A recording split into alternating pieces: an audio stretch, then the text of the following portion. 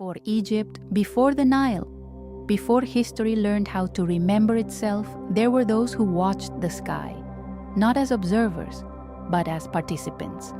At a place now called Napta Playa, stones were placed into the earth, not randomly, not primitively, positioned, calibrated, as if the ground itself had become an interface.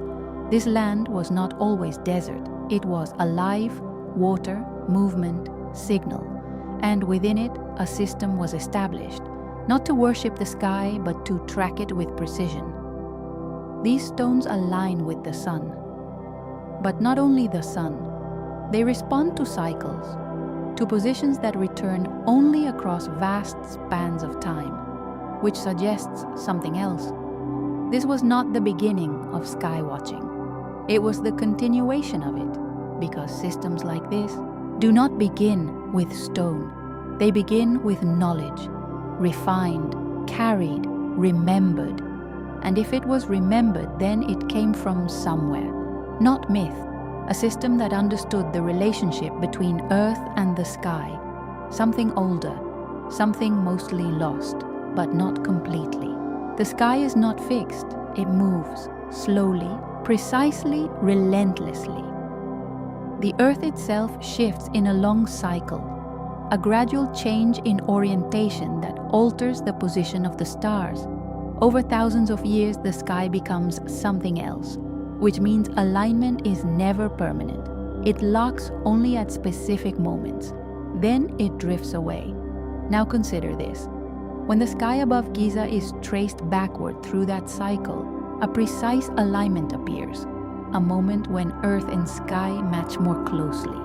Around 10,500 BC, a date that does not fit, no accepted civilization, no recorded system, no explanation, so it is dismissed.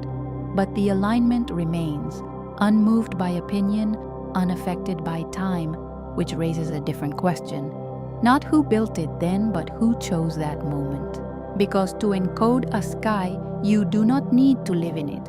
You only need to understand it, to calculate it, to preserve it, or to have seen it from a different frame of reference.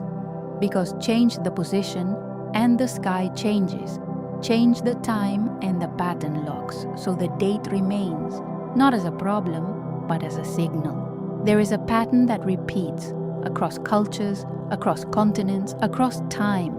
3 stars, aligned but not perfectly, offset, distinct, recognizable. Orion.